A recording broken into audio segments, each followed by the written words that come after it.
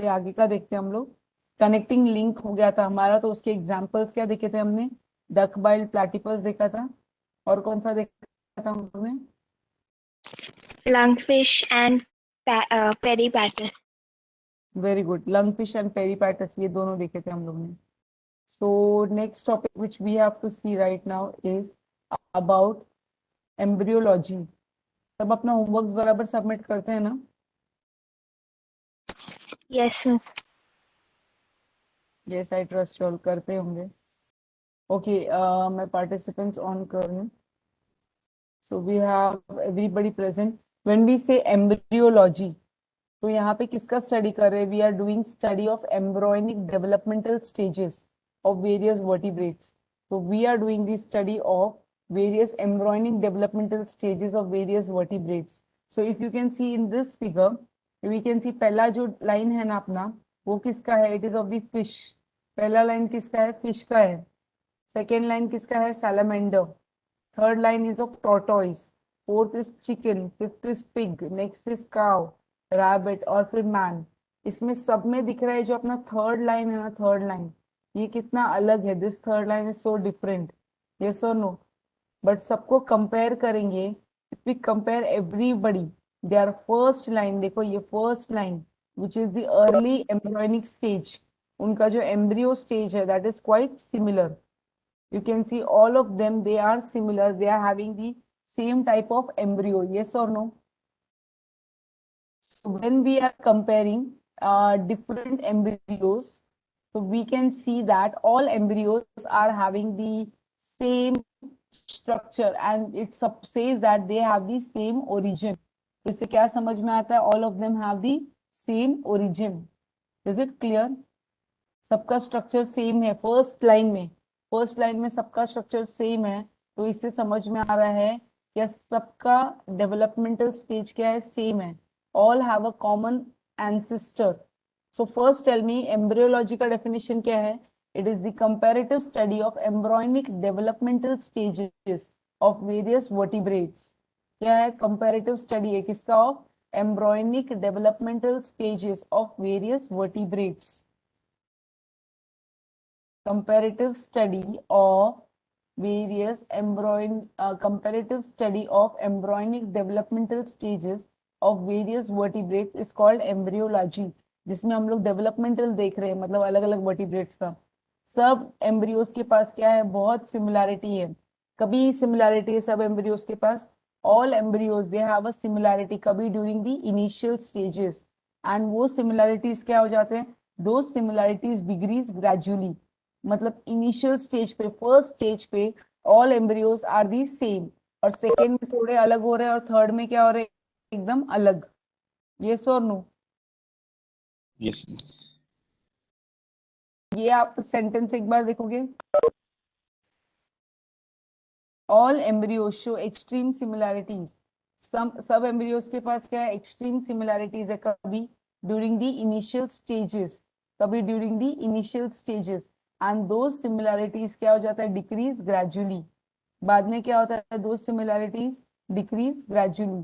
तो इससे क्या समझ में आया? जब भी सबका सिमिलैरिटी सेम है, so that suggest that they have common origin of all these organisms. तो इसका क्वेश्चन क्या आपको पूछेंगे?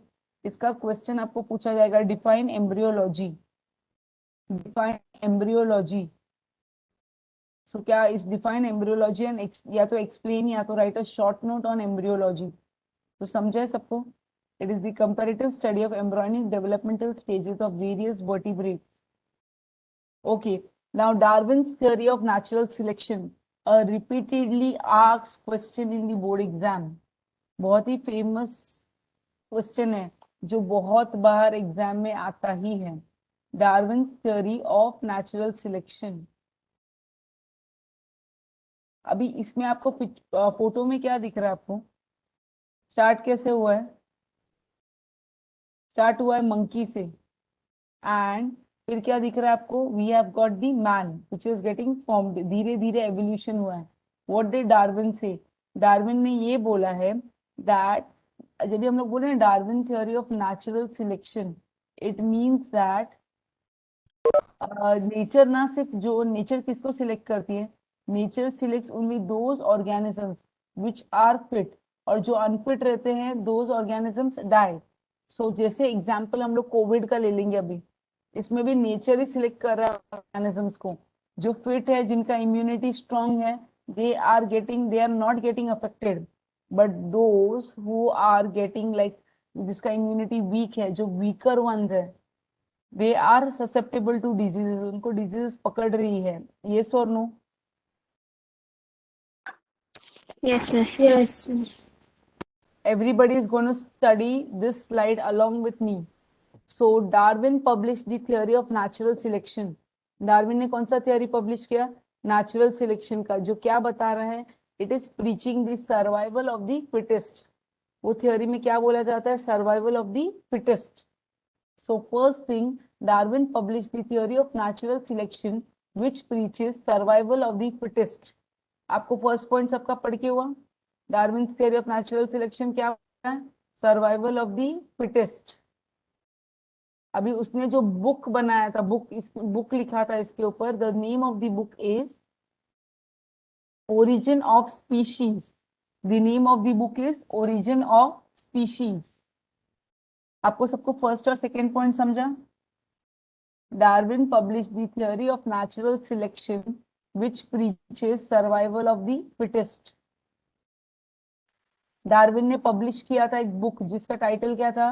Origin of species. डार्विन ने क्या बोला? सब ऑर्गेनिज्म रिप्रोड्यूस करते prolifically. Everybody listen to this word. मैं इस वर्ड का मीनिंग बताती हूँ, एक कहानी सुना के बताती हूँ। सबसे पहले फर्स्ट और सेकेंड पॉइंट सबका पढ़ के हो गया क्या? देखिए फर्स्ट और सेकेंड पॉइंट पढ़ो। ओके, सो ये आपको सबको समझा? फर्स्ट क्या बोला है? Survival of the fittest. Natural selection का जो थियोरी है उसमें क्या बोला है? Survival of the fittest. और जो बुक पब्लिश किया, तो बुक का नाम क्या था? The name of the book is origin of species. अभी मैं आपको एक स्टोरी सुना रही हूँ बारे में। All living organisms reproduce prolifically. आपने देखा कभी भी डॉग या कैट के बच्चे पैदा होते हैं, एक साथ में कितने बच्चे पैदा करते हैं वो? सिंपल एग्जाम्पल मैं एक देती हूँ, ठीक है? एक बिल्ली है, उसने एक साथ में 6 बच्चे पैदा हुए। कितने बच्चे? 6, ठीक है? उसको बोलेंगे रिप्रोड्यूस करना prolifically, to reproduce in large numbers. Divisha, meaning लिखा अपने वर्ड का? रिप्रोड्यूस फ्लोरिफिशियली वर्ड का मतलब क्या है? टू रिप्रोड्यूस फ्लोरिफिशियली मतलब? Divisha, Miss, I did not write it. Sorry, I did not write that word. The आपको meaning. मीनिंग समझा उसका? You understood the meaning? No, miss. No, okay, she understood. Akanksha, you would like to tell me? Akanksha या अंशिका सिंह? अंशिका सिंह, आप बोलना चाहोगे? Darshan, reproduce prolifically word का meaning क्या है? To produce in large number. To reproduce in large numbers. Example क्या दिया मैंने? बाकी लोग का माइक नहीं अनम्यूट हो रहा है क्या? जवाब तो दो। ऋषिका गुप्ता, तन्वी, प्रणीत। Miss, एग्जाम्पल क्या दिया मैंने ऋषिका? एक कैट का दिया था, उसने 6 बच्चे 6 और बिल्लियों को और पैदा किया, वो वाला। Very nice. तो इसको बोलेंगे रिप्रोड्यूस करना फ्लोरिफिशियली। अभी उसमें क्या हुआ मैं बताती हूँ। जो 6 पैदा हुए ना, उसमें से ना 2 को किसी इंसान ने जाके हाथ लगा लिया। अभी we do not know that newborn बच्चों को हाथ नहीं लगाना है कुत्ता या बिल्ली के, जैसे कोई इंसान ने जाके उसको हाथ लगा दिया। सो बिकॉज ऑफ दैट जब ये मम्मी बिल्ली आई तो देखा, स्मेल किया, ये तो कोई फॉरेन सब्सटेंस की स्मेल आ रही है, मतलब कोई इंसान ने, ये उसका बच्चा नहीं उसको लगा, तो वो दोनों को बेचारों को मार दिया उसने। कितने बचे? 4 Four. 4। 4 बचे, ओके। फिर उसके बाद में वो जो मम्मी बिल्ली थी ना, मम्मी बिल्ली, उसको खाना नहीं मिला कुछ खाने के लिए, बहुत ज्यादा भूखी थी और बहुत ज्यादा वीक थी, इधर उधर खाना नहीं लेने जा पा रही थी। तो इस करके उसने क्या किया? उसने 1-2 बच्चों को खुद खा लिया। सपोज 2 बच्चों को उसने खुद खा लिया। कितने बचे? 2। 2. 2 बचे, ठीक है। अभी वो जो 2 बचे हैं ना, वो भी compete करे, कंपटीशन है उन लोग के बीच में। वो जो दो बिल्ली के बच्चे बच्चे उनके बीच में भी कंपटीशन है फॉर ऑब्टेनिंग फूड। सो उनमें कंपटीशन ऐसा है कि एक दूसरे को मार रहे हैं, झगड़ रहे हैं, तो उन लोग भी compete कर रहे हैं with each other in a life threatening manner. अगर आप वो सेंटेंस देखोगे, ऑल ऑर्गेनिजम्स रिप्रोड्यूस प्लोरिफिशियली, उसके नीचे वाला सेंटेंस देखोगे तो all the organisms compete with each other in a life threatening manner. कैसे एक दूसरे की जान लेने जैसा उन लोग के बीच में कंपटीशन है। अभी वो जो दो है उसमें से भी एक जो स्ट्रोंगर वाला था, उसने उसको धक्का मार के किधर फेंक दिया नीचे, और नीचे गिर के वो भी मर गया। तो कितने बचे? एक। 1. Okay, one. So in this competition, what has happened? Only those organisms sustain. ये competition में कौन जिंदा रह पाया? Only those organisms sustain which shows modification essential for winning the competition. मतलब अभी वो जो एक बचा है ना बच्चा, उसके पास क्या है? वो एक बिल्ली के बच्चे के पास मॉडिफिकेशंस है जिससे वो क्या कर सकता है? विनिंग द कंपटीशन है। वही ऑर्गेनिज्म सस्टेन करेगा, सरवाइव करेगा जिसके पास मॉडिफिकेशन है। किसके लिए? फॉर विनिंग द कंपटीशन, मतलब कंपटीशन जीतने के लिए। यस और नो? Yes, miss. Yes. तो उसके पास मॉडिफिकेशंस है फॉर विनिंग द कंपटीशन। अभी आगे हम लोग बोलेंगे, पहले यही स्लाइड एक बार अच्छे से देखते हैं। Darwin's theory of natural selection बहुत ही इंपॉर्टेंट है बच्चा लोग। आपको ये समझेगा तो मुझे बताओ, मैं आगे बढ़ूंगी। दिव्यशा, आपको अभी समझा है? Yes, yes. Rishika, Darshan, Yes, miss. Yes, miss. Mic,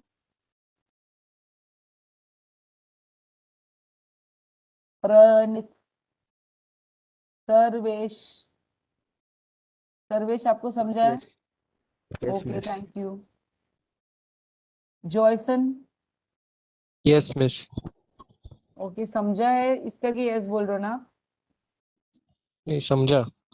okay, आकाश अदावे, ओके लिसन, मुझे जो अभी बोलना है ना, ये जो थर्ड और फोर्थ पॉइंट है उसमें प्लोरिफिशियली का सबने मीनिंग लगा लिखा, to reproduce in large numbers.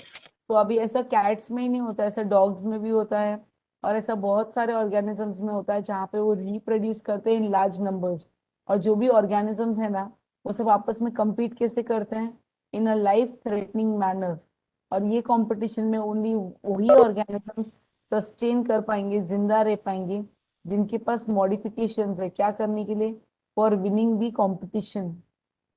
Yes और no? Yes, miss. Yes, miss. Yes. Yes, miss. Okay, should I change the slide? इतना हो गया सबका? Yes. अभी ना जो भी सस्टेनिंग ऑर्गेनिजम्स है ना, जो जिंदा बच गए हैं ऑर्गेनिजम्स, अभी इसके बाद में ये भी बोला है, नेचुरल सिलेक्शन है ना, जो natural selection also plays important role. Natural selection किसमें प्ले करता है important role? As nature is selecting only those organisms. Nature क्या कर रहा है? सिलेक्ट कर रहा है only those organisms which are, nature किसको सिलेक्ट कर रहा है? Only those organisms which can perform reproduction. अच्छा, सबसे पहले नेचर किस सिलेक्ट करता है? जो ऑर्गेनिजम्स फिट रहते हैं उनको सिलेक्ट करता है, और जो फिट नहीं होते, जो फिट नहीं होते वो क्या हो जाते हैं दोस्त? पेरिश। पेरिश मतलब वो मर जाते हैं, वो टपक जाते हैं। तो जो जिंदा रहेंगे वो कौन से ऑर्गेनिजम्स रहेंगे? जो फिट रहेंगे, दोज विल स्टे अलाइव। और जो फिट नहीं रहेंगे, they are going to die. So इसको बोलते हैं नेचुरल सिलेक्शन। सबको समझा नेचुरल सिलेक्शन वर्ड का मतलब? नेचर सिलेक्ट करता है वही ऑर्गेनिजम्स को, nature selects only those organisms which are fit to live, and जो फिट नहीं रहेंगे वो क्या हो जाएंगे? Rest will perish. ये पॉइंट समझा है सबको? Yes. Yes, miss. Okay, sustaining and selected organisms क्या परफॉर्म कर सकते हैं? Sustaining and selected organisms can perform reproduction. Sustaining and selected organisms can perform reproduction. मतलब जो अभी जिंदा बच गए हैं ना, वो क्या करेंगे, दे विल परफॉर्म रिप्रोडक्शन। अभी जो एक बिल्ली का बच्चा जिंदा बचा है, वो क्या करेगा, अभी रिप्रोडक्शन करेगा और क्या प्रोड्यूस करेगा, new species. What is going to produce, new species with their own specific characters.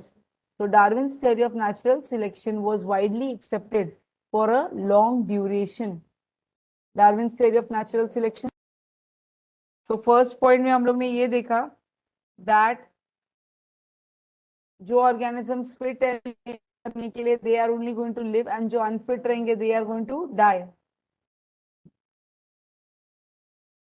जो भी सस्टेनिंग सिलेक्टेड ऑर्गेनिजम्स हैं, जैसे वो एक बिल्ली का बच्चा बचा, वो क्या करेगा, रिप्रोडक्शन करके न्यू स्पीशीज प्रोड्यूस करेगा with their own specific characters. Darwin's theory of natural selection was widely accepted, इसके लिए फॉर अ लॉन्ग ड्यूरेशन। सबको समझा ये वाला पॉइंट, यस और नो?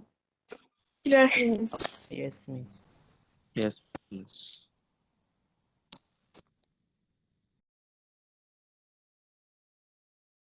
तो when we say Darwin's theory of natural selection, क्या क्या बोलना चाहिए? मैं एक बार आंसर बोलती हूँ स्टार्टिंग से। Charles Darwin proposed the theory of natural selection which preaches, क्या preach करता है, survival of the fittest. He had published a book, कौन सा book? उसने book लिखा था Origin of the Species. उसमें क्या बोला है उसने, all living organisms reproduce करता है, all living organisms reproduce florificially. all organisms क्या करते हैं, reproduce florificially. All these organisms compete with each other in a life-threatening manner. किसमें compete करते हैं, in a life-threatening manner. Only those organisms sustain which have characters. क्या रहेंगे, जिसके पास characters रहेंगे, essential for winning the competition. फिर उसके बाद में हम लोगों ने क्या बोला, besides natural selection also plays an important role. Nature किसको select करता है, nature selects only those organisms which are fit to live, और जो बचे हुए रहेंगे वो क्या हो जाते हैं, रेस्ट पेरिश। रेस्ट क्या हो जाते हैं, पेरिश। फिर उसके बाद में नेक्स्ट जो सस्टेनिंग एंड सिलेक्टेड ऑर्गेनिजम्स है ना, वो क्या परफॉर्म करेंगे, reproduction, and they can give rise to new species with their own specific characters. तो Darwin's theory of natural selection was accepted for a long duration, but उसमें भी drawbacks है। Darwin's theory of natural selection में भी क्या है, बहुत सारे ड्रॉबैक्स है। अभी वो ड्रॉबैक्स हम लोग देखिए क्या ड्रॉबैक्स हैं। आपको खाली 3 मार्क्स के लिए आंसर पूछा तो आपको इतना ही लिखना है। अगर आपको 3 मार्क्स के लिए क्वेश्चन पूछा तो आपको खाली इतना ही लिखना है। सो अभी ड्रॉबैक्स क्या है, फर्स्ट ड्रॉबैक है, some objections were raised against this theory. Some of the main objections are, कौन से मेन ऑब्जेक्शंस है, natural selection is not the only factor responsible for evolution. सबसे पहले इन्होंने क्या बोला है, नेचुरल सिलेक्शन ओनली फैक्टर नहीं है responsible for evolution. Darwin did not mention explanation about any useful and useless modification. मतलब उन्होंने क्या बोला, एवोल्यूशन होने के लिए ऐसा जरूरी नहीं है कि खाली नेचुरल सिलेक्शन होगा। What is natural selection, natural selection मतलब जो फिट रहेंगे वो सरवाइव करेंगे और जो फिट नहीं रहेंगे वो मर जाएंगे। Natural selection is not the only factor responsible for evolution. Darwin ने कुछ भी मेंशन नहीं किया about useful and useless modification. Anybody can tell me about any useful modification and useless modification? Useful modification है अपना टेल गायब हो गया, हम लोग को ऐसे झाड़ पे लटकना नहीं है पूंछ के साथ, करेक्ट। यूजलेस मॉडिफिकेशन क्या है, we do not require these ear pinna but फिर भी ये अपने पास है, डू वी यूज देम, नहीं यूज नहीं करते। like dogs or monkeys, are we using them, are we using them? The answer is no. No. So there is no explanation about slow and abrupt changes. किसके ऊपर explanation नहीं है, there is no explanation about slow and abrupt changes, उसके बारे में भी नहीं बोला हुआ है। तो ये 3 पॉइंट्स आप लोग को देखने और बताने मुझे। नेचुरल खाली ऑब्जेक्टिव्स भी पूछ सकते हैं, मेन जो मेन ऑब्जेक्शंस आए थे ना Darwin theory of natural selection को जो मना कर रहे हैं, which are against the natural selection, वो ऑब्जेक्शंस के बारे में पूछा तो आपको ये 3 पॉइंट्स लिखने हैं, 3 पॉइंट्स। कौन बताएगा ये 3 पॉइंट्स के बारे में? Natural selection is not only factor responsible for evolution. Darwin did not mention any explanation किसके बारे में? About useful and useless modification. There is no explanation about slow and abrupt changes. Clear है सबको? Yes, miss. Yes, miss. Yes, miss. के 3 points कौन बताएगा मुझे? एक बार पढ़ लो। Okay, please tell me who is going to answer. किसका हो गया? Okay, दर्शन बताओ। दर्शन आप बताओ ये तीनों points. Yes, miss. Natural selection is not the only factor to is responsible for evolution.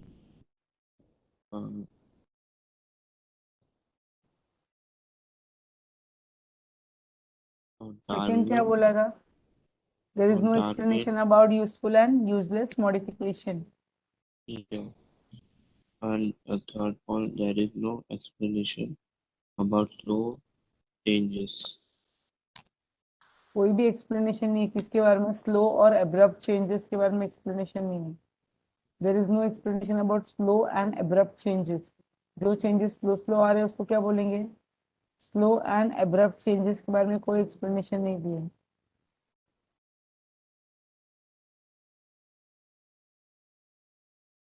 Okay, ये Darwin's theory of natural selection is very important. ये आंसर आप सबको पढ़ना है, वन टाइम लिखना है।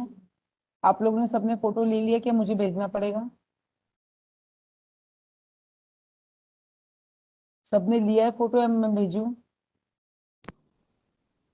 I'm failure. ठीक है, मैं भेज दूंगी फिर, no problem. Now Lamarckism. Lamarckism में क्या बोला गया? अगर आपने ये फोटो देखा होगा, if you have seen this picture, इसमें क्या दिख रहा है आपको? जो नेक ऑफ द जिराफ है, नेक of the giraffe, it is become very, क्या दिख रहा है? नेक ऑफ द जिराफ क्या हो गया? बहुत ही लॉन्ग हो गया है। The neck of the giraffe has become very long. क्यों? क्योंकि ट्रीज कैसे हो गए? टॉल हो गए। trees दिख रहा है आपको ग्रास की तरह था, यस और नो? तो ट्री का हाइट बढ़ रहा है, ट्री का हाइट बढ़ रहा है तो क्या हो रहा है? जिराफ का नेक भी बढ़ रहा है। क्लियर है सबको? वापस देखो आप, इसमें क्या दिख रहा है? जिराफ का नेक ना, जिराफ का नेक क्या हो गया?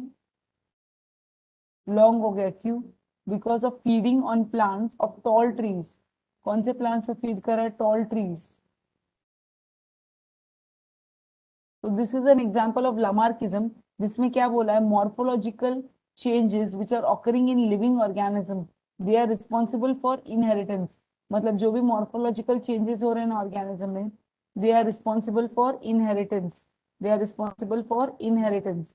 And the reason behind these morphological changes, and जो इसका रीजन है, reason behind these morphological changes is activeness और लेजीनेस ऑफ दैट ऑर्गेनिज्म। मतलब या तो ऑर्गेनिज्म बहुत ज्यादा एक्टिव है, या तो ऑर्गेनिज्म क्या है? बहुत ज्यादा लेजी है। तो जो भी क्या बोला गया है, जो भी मॉर्फोलॉजिकल चेंजेस होते हैं ना लिविंग ऑर्गेनिज्म में, they are responsible for inheritance. And the reason behind these changes, जो रीजन है ये चेंजेस के, reason behind these changes is activeness और laziness of that organism. Reason है एक्टिवनेस और लेजीनेस ऑफ दैट ऑर्गेनिज्म। अभी giraffe यहाँ पे एक्टिव था कि लेजी था? जल्दी बताओ, जिराफ यहाँ पे एक्टिव था या लेजी था? Active. यहाँ पे जिराफ एक्टिव था, this is called as activeness और laziness of that organism. Clear है सबको? सो यहाँ पे जिराफ एक्टिव था। अभी यहाँ पे बहुत सारे एग्जाम्पल, पहले मैं आपको एग्जाम्पल्स दिखाती हूँ। Let me show you examples first. अभी देखो फर्स्ट पॉइंट में क्या बोला है, देखो the neck of the giraffe, जो नेक ऑफ द जिराफ है ना वो कैसा बन गया है, has become too long, the neck of the giraffe has become too long due to browsing on leaves.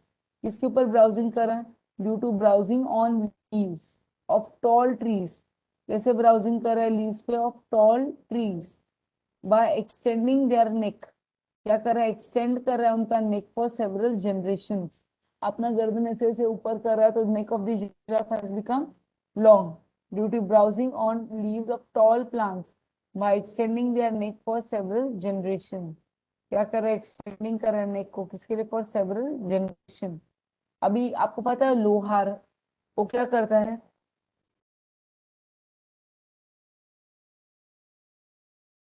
लोहार हथौड़ी मारता रहता है किसके ऊपर, ऑब्वियसली लोहे के ऊपर या तो कोई भी मेटल के ऊपर, तो उसके शोल्डर्स कैसे बन गए, the shoulders of the iron smith have become very strong, the shoulders of the iron smith have become very strong due to frequent hammering movements. किसकी वजह से, due to frequent hammering movements, उन लोग क्या कर रहे हैं, बार बार हैमरिंग कर रहे हैं। तो ये सेकेंड वाला भी क्या दिख रहा है, एक्टिवनेस का एग्जांपल है ना, सेकेंड वाला भी किसका एग्जांपल है, एक्टिवनेस का। The neck of the giraffe has become long due to browsing on leaves of tall plants by extending their neck for several generation. Smith have become very strong, क्यों shoulder strong हो गया smith के, due to frequent hammering movements.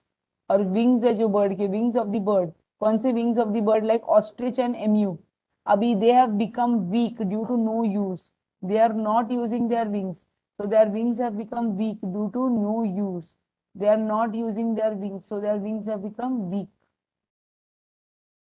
तो आपको first example जो नेक of the giraffe दिख रहा है वो क्या है, it is what, neck of the giraffe activeness है कि लेजीनेस है, activeness. Activeness. Very good. Shoulders of the iron smith have become very strong, तो वो भी क्या एक्टिवनेस है कि लेजीनेस है, Activeness. Activeness.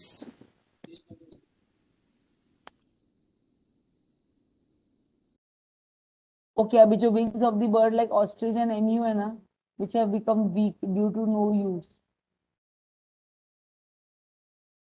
तो उसमें क्या याद रखना है, इन लोग की विंग्स इन लोग यूज नहीं कर रहे, तो ये अभी लैंड पे रहता है ostrich, they have become weak due to no use।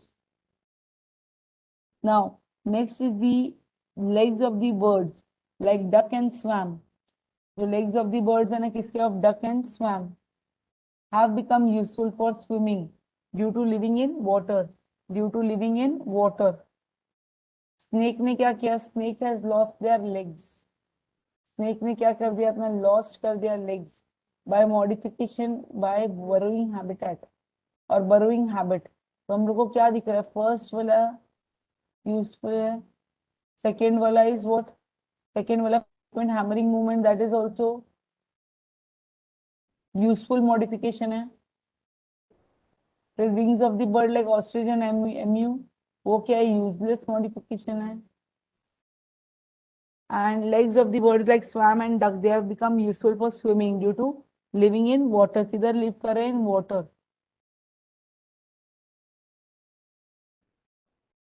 So this is also an example of useful modification। और स्नेक ने अपने लेग्स लूज कर दिए by modification in their body, किसके लिए, फॉर बरोइंग हैबिट, किसके लिए, फॉर बरोइंग हैबिट। ये एग्जांपल्स एक बार सब लोग देखो, 5 examples are there, I want to ask about this example. ये 5 एग्जांपल्स के बारे में पूछ रही हूँ मैं आपको। ओके दर्शन आपका हो गया, दर्शन आपका हो गया, No, miss. 5 एग्जांपल्स पूछा है मैंने। ओके किसी का हुआ, अंशिका, ज्योतिका, ऋषिका, यस मिस। आपको अगर मैंने पूछा यूजफुल मॉडिफिकेशन, तो यूजफुल के बता सकते हैं आप, यूजफुल कौन से यूजफुल है, ऋषिका आप बोलो। Yes yes miss. Shoulder of the iron Smith and uh, legs of swan and duck, and giraffe neck, uh,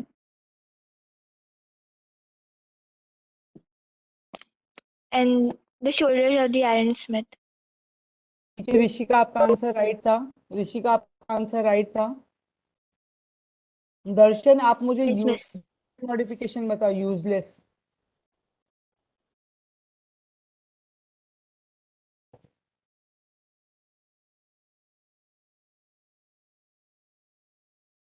Darshan, useless modification कौन सा है?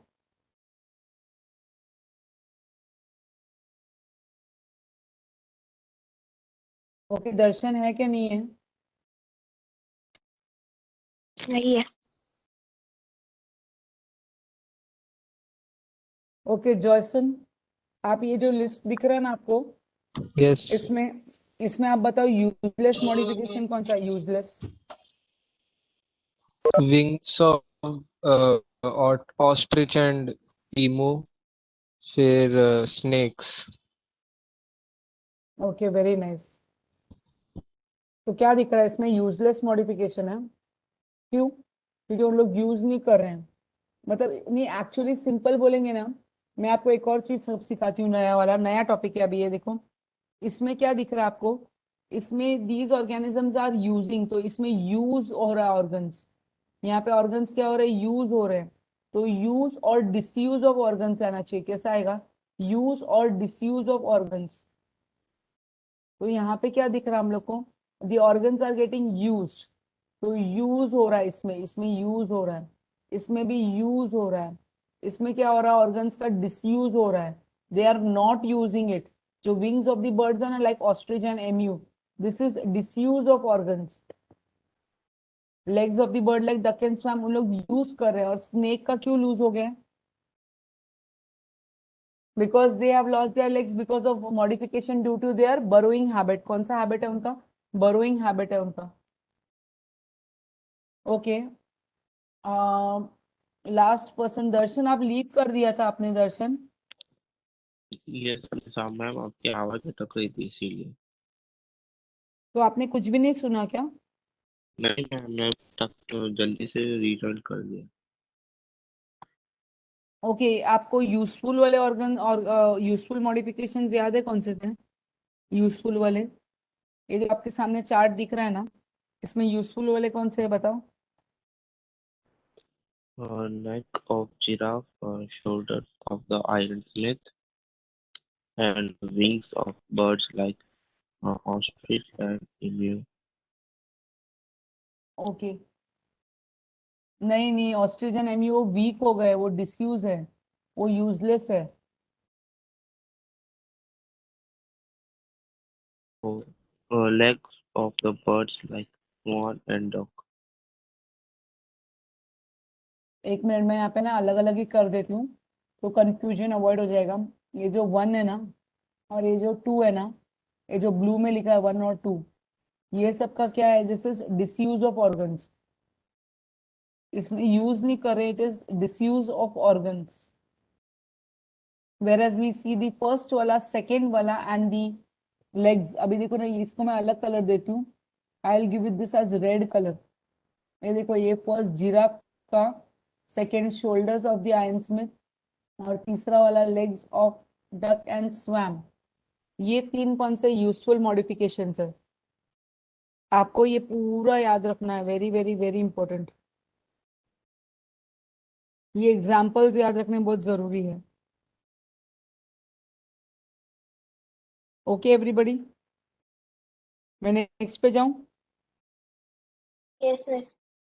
Yes, miss. Yes, miss. Okay, मेरा आवाज ब्रेक हो रहा है क्या? मेरा आवाज आ रहा है? No, miss. Yes, miss. Okay, अभी ना लामार्किज्म में क्या बोला गया है देखो। जो साइंटिस्ट था ना, उसका नाम क्या है? Jean Baptiste Lamarck. उसने क्या प्रपोज किया? ही हैज प्रपोज दैट जो भी मॉर्फोलॉजिकल चेंजेस होते हैं ना लिविंग ऑर्गेनिज्म में, morphological changes occurring in living organism, they are responsible for evolution. किसके लिए रिस्पॉन्सिबल है? They are responsible for evolution. मतलब जैसे जिराफ का नेक टॉल हो गया, आयन स्मिथ जो था ना, उसके शोल्डर स्ट्रॉन्ग हो गए, या तो स्नेक्स ने अपने लेग्स लूज कर दिए, तो स्नेक्स के लूज लेग्स चले गए। तो जो मॉर्फोलॉजिकल चेंजेस हो रहे हैं लिविंग ऑर्गेनिज्म में, they are responsible for evolution. किसके लिए रिस्पॉन्सिबल है? For evolution. And the reason behind those morphological changes, क्या रीजन है मॉर्फोलॉजिकल चेंजेस का? रीजन इज एक्टिवनेस और लेजीनेस ऑफ दैट ऑर्गेनिज्म। जो रीजन है ना उनके बीच में, ये मॉर्फोलॉजिकल चेंजेस के पीछे, इज एक्टिवनेस और लेजीनेस ऑफ दैट ऑर्गेनिज्म। उसने ये कॉन्सेप्ट को बोला है यूज और डिसयूज ऑफ ऑर्गन्स। ये कॉन्सेप्ट को क्या बोला है? यूज और डिसयूज ऑफ ऑर्गन्स। आपको समझा? दो कॉन्सेप्ट्स यहाँ पे बोले, पहले तो एक्टिवनेस और लेजीनेस ऑफ द ऑर्गेनिज्म बोला है, और सेकंड के बारे में क्या बोला है? यूज और डिसयूज ऑफ ऑर्गन्स बोला है। समझ में आया? जिसमें ऑर्गेनिज्म यूज कर रहा है या तो यूज नहीं कर रहा है। सो अभी मुझे एक बात बताओ, जिराफ का अगर नेक लॉन्ग हुआ तो वो जो कैरेक्टर्स है वो नेक्स्ट जनरेशन के पास करता है, ये so no? The living organism can transfer the characters जो उसको मिलेंगे, किसको पास करेगा? To the next generation. So इनको, this theory is called as ancestry of acquired characters. Acquired characters मतलब जो हम लोग को मिल रहे, acquire हो रहे। This is also called as what? Ancestry किसका? Of acquired characters. Yes or no? Because these characters are getting acquired. So first point सबको समझा? जो भी morphological changes हो रहा है living organism में, वो किसके लिए responsible है? For evolution। मतलब ये morphological changes की वजह से evolution हो रहा है, एंड जो रीजन है बिहाइंड दीज मॉर्फोलॉजिकल चेंजेस, उसको क्या बोलेंगे? एक्टिवनेस और लेजीनेस ऑफ दैट ऑर्गेनिज्म। ये कॉन्सेप्ट को क्या बोला गया है? यूज और डिसयूज ऑफ ऑर्गन्स। ऑर्गेनिज्म क्या करता है? ट्रांसफर करता है कैरेक्टर्स जो उसने एक्वायर किए, किसको? To the next generation. This is called as ancestry of acquired characters. क्या बोला जाता है इसको? Ancestry of acquired characters. मैं नेक्स्ट टॉपिक पे जाऊं? मुझे बताओ, जो भी मॉर्फोलॉजिकल चेंजेस आते हैं वो किसकी वजह से, कौन से फैक्टर की वजह से? It is because of dash and dash of the organism. It is because of morphological changes are due to morphological changes which are occurring in the organism. They are responsible for किसके लिए? किसकी वजह से? Very good. Evolution. Activeness और Activeness and laziness of that, laziness. And the reason behind these changes, क्या reason है ये changes का? The reason behind these changes are activeness और लेजीनेस ऑफ दैट ऑर्गेनिज्म। ये कॉन्सेप्ट को क्या बोला गया है? This concept is also called as,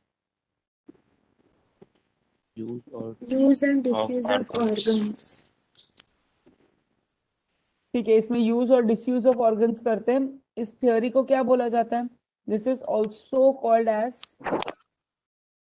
ancestry of acquired characters. क्या बोला जाता है इसको? ancestry of acquired characters. So all these examples क्या है? All these examples are types of acquired characters. किसके types है? They are types of acquired characters and they are transferred. किधर से transfer होते हैं? They are getting transferred from one generation. किधर से transfer होते हैं? From one generation to another generation. इसको हम लोग बोलेंगे they are the types of acquired characters and they are getting transferred. कहाँ से ट्रांसफर हो रहे हैं? From one generation to another generation.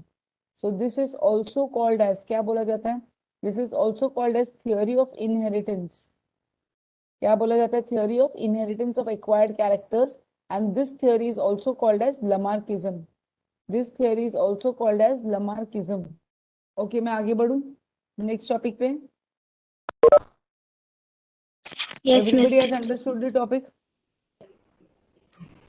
Yes, teacher. Yes. Yes, Okay. yes. तो ये अभी लास्ट हम लोग देख रहे हैं स्पीसिएशन। ये बहुत इंपॉर्टेंट आंसर है। इसमें क्वेश्चन क्या पूछते हैं? The question which is asked is reproductive and geographical changes. मैं एक एग्जांपल देती हूँ आपको सबसे पहले। Your parents are humans, yes और no? They have produced you, तो आप भी क्या हो? आप भी क्या हो? आप भी ह्यूमन हो। तो इसका मतलब क्या होता है, your parents are also of the same species and you are also of the same species, correct. So species word का मीनिंग क्या है, species is a group of organisms.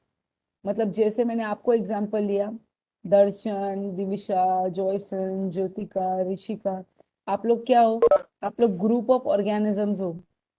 Your parents produce you, you will produce your children through which process, through the process of natural selection. कौन से process से produce करोगे, natural selection. सो ऐसे generation generation आगे बढ़ेगी, right. तो species is a group of organisms which can produce fertile individuals. क्या produce करेंगे, fertile individuals through the process of natural selection. अभी हर एक स्पीशीज क्या करता है, each species it grows in a specific geographical condition. ऐसा क्यों बोला है, हर एक स्पीशीज अलग ज्योग्राफिकल कंडीशन में रहता है, ऐसा क्यों बोला है। आपको कैमल डेजर्ट में दिखेगा, यहाँ पे आपको दिखेगा क्या, भांडुप में रास्ता क्रॉस करता है वो कैमल देखा है क्या आपने। ये तो टाइगर आया है कि तुम्हारे घर के आजू बाजू में, नहीं ना, आया है Rishika. So each species grows in a specific geographical condition. Species कहाँ पे रहते हैं, in a specific geographical condition. Their food, habit, reproductive ability and their period is different. मतलब जैसे कैमल डेजर्ट में रहता है तो उसका खाना वैसा है, पोलर बेयर जो कहाँ पे रहता है, पोलर रीजन्स में, तो उसका खाना अलग है। Their food, habitat, reproductive ability and their period is different. Period मतलब जो उनका लाइफ स्पैन रहेगा दैट इज डिफरेंट। अभी मुझे एक बात बताओ, एक स्पीशीज से दूसरे स्पीशीज में क्या फर्क है, सब स्पीशीज में क्या फर्क है, genetic variation is responsible, genetic variation is responsible for formation of new species from an earlier one. तो क्या हो रहा है, बिकॉज ऑफ जेनेटिक वेरिएशन, आप में किसके जीन्स आए हैं, आप में पापा के भी आए जीन्स और मम्मी के भी आए हैं, तो क्या दिख रहा है, बट आपके जीन्स अलग हैं, क्या है, जेनेटिक वेरिएशन है। Genetic variation is responsible for formation of new species, कहाँ से, from the earlier one. Besides, geographical and reproductive changes are also responsible. तो क्या बोला यहाँ पे, geographical and reproductive changes are also responsible. Hence, okay, मुझे एक बात बताओ, मैंने आपको अभी क्या बोला, जेनेटिक वेरिएशंस होगा तो उससे क्या फॉर्म होगा, new species. Besides, geographical and reproductive changes are also responsible. अभी मुझे बताओ, कोई भी एक पर्टिकुलर स्पीशीज है ना, वो एक पर्टिकुलर लोकेशन में क्यों मिलते हैं, कोई भी एक पर्टिकुलर स्पीशीज है पर्टिकुलर लोकेशन में क्यों मिलते हैं। जैसे कैमल, वो उसका ज्योग्राफिकल कंडीशन क्या है, डेजर्ट, तो उसको हम लोग क्या बोलेंगे, ज्योग्राफिकल। एंड उनका वहां पे क्या है, रिप्रोडक्टिव आइसोलेशन। किसका आइसोलेशन है, reproductive isolation, because it is living in the desert. So वो रिप्रोडक्शन भी किधर कर रहा है, डेजर्ट में कर रहा है। So this is geographical and reproductive isolation which is leading to speciation. So a particular species is found in particular places. जैसे कैमल हम लोग को मिलता है डेजर्ट में, पोलर बेयर हम लोग को मिलता है पोलर रीजन में। डेजर्ट में प्लांट्स कौन से होते हैं, डेजर्ट में प्लांट्स कैक्टस है, ओपोन्शिया है। तो अलग अलग चीज की वजह से, see because of these changes we can say, आपको समझा, geographical and reproductive changes are also responsible. Hence geographical and reproductive isolation also leads to, क्या लीड करता है, leads to speciation. आपको speciation वर्ड का मीनिंग समझा, yes or no? Speciation which means a particular species is living in a particular area. एक particular area में हमारे पास कौन सा स्पीशीज है, particular species, yes or no? So species का डेफिनेशन क्या है, it is a group of organisms जिसमें which can produce fertile individuals through which process, through the process of natural reproduction. और हर एक स्पीशीज कहाँ पे ग्रो करते हैं, स्पेसिफिक ज्योग्राफिकल कंडीशन। वो स्पेसिफिक ज्योग्राफिकल कंडीशन में रहता है, उसका क्या सेम है उन लोग का, उधर जो रहते हैं जैसे डेजर्ट में रहने वाले ऑर्गेनिजम्स, उनका food, habit, reproductive ability, period is different, but उन लोग में फिर भी जेनेटिक वेरिएशंस है which are responsible for formation of new species. Genetic variation क्यों है, ये मेल और फीमेल अलग अलग रहेंगे ना, तो उन लोग में जेनेटिक वेरिएशन होगा, तो जोग्राफिकल एंड रिप्रोडक्टिव चेंजेस भी है। जोग्राफिकल क्यों? जोग्राफिकल अलग अलग एरिया ना, मुंबई अलग है, डेजर्ट अलग है, ठंडी वाली पोलर रीजन्स अलग है। And reproductive changes are also responsible. जैसे some organisms can reproduce in 1 month, some organisms require 9 months. So सब लोग में reproductive changes भी है। Hence we can say geographical और reproductive changes। हम लोग क्या बोलेंगे? geographical and reproductive changes है ना, geographical and reproductive changes, geographical and reproductive isolation also leads to, किसको लीड करता है? also leads to speciation। किसको लीड करता है? also leads to speciation। सबको समझा ये? yes or no? Yes. Yes. Yes, yes. Yes, miss. ठीक है, आप लोग का होमवर्क मैं आप लोग को बताती हूँ। What all your homework for today? आपको सबसे पहले ये स्पीसिएशन का आंसर है। आपको पता है ये स्पीसिएशन का जो आंसर है ना, इसका क्वेश्चन ना गिव रीजन में है। कोई मुझे बता सकता है कौन सा गिव रीजन है? देखिए please, anybody can tell me and which give reason this was? I think 2 है या 2B है शायद। फिर ये लामार्किज्म का ये पूरा आंसर है। लामार्किज्म का ये फर्स्ट पेज है जिसमें हम लोग ये उसका इंट्रोडक्शन दे रहे हैं लामार्किज्म का। लामार्किज्म का ये एक्सप्लेनेशन है। फिर उसके बाद में हम लोग नेक्स्ट ये बोलेंगे, नेक्स्ट ये उसका एग्जाम्पल है और दिस इज द एग्जाम्पल। उसका 3 है लामार्किज्म के। नेचुरल सिलेक्शन का हम लोग देखने वाले हैं। दिस इज नेचुरल सिलेक्शन, जो मैंने बताया था Darwin theory of natural selection. इसके भी 3 स्लाइड्स एज होमवर्क। ये आपको भेजेंगे इसके, ठीक है? मैं विद्या मैम को भेज दूंगी, वो आपको भेज देंगे ग्रुप में। ये 3 स्लाइड जिसमें ऑब्जेक्शंस भी लिखना है।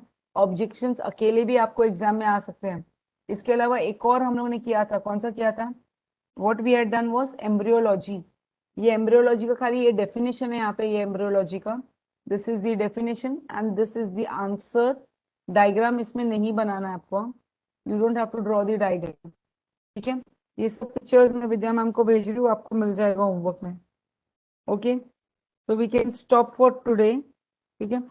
I want to continue with human evolution in the next class, and next class I would be asking about Lamarckism का examples. I want all the 5 examples of Lamarckism studied by everybody. सुना सबने? Yes or Yes. no? Yes. तो Lamarckism answer Yeah. सब लोग पढ़ के बैठेंगे, Yes, miss. ठीक है? चलो फिर बाय ऑल।